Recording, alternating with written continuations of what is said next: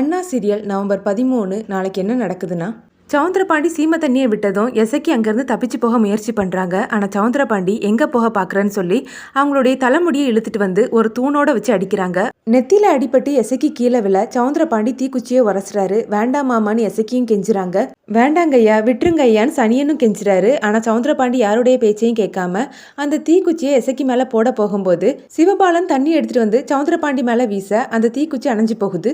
உன்னை கொல்றதுக்கு அத்தான் வரணும்னு இல்லை, நானே கொன்னுடுறேன்னு சிவபாலன் சவுந்தரபாண்டியுடைய கழுத்தை பிடிச்சி நெரிக்கிறாரு. அந்த நேரம் பாக்கியம் வராங்க. என்னாச்சு எசக்கின்னு சொல்லி விசாரிக்க நடந்தது எல்லாத்தையுமே எசக்கி சொல்றாங்க.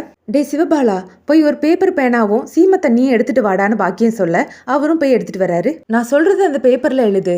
இந்த ஆளும் அவரோட அக்காவும் சேர்ந்து என்னை படுத்தின கொடுமையில நான் என்ன மட்டும் இல்லை அவங்களையும் சேர்த்து கொளுத்திட்டேன்னு எழுதுன்னு பாக்கியம் சொல்றாங்க.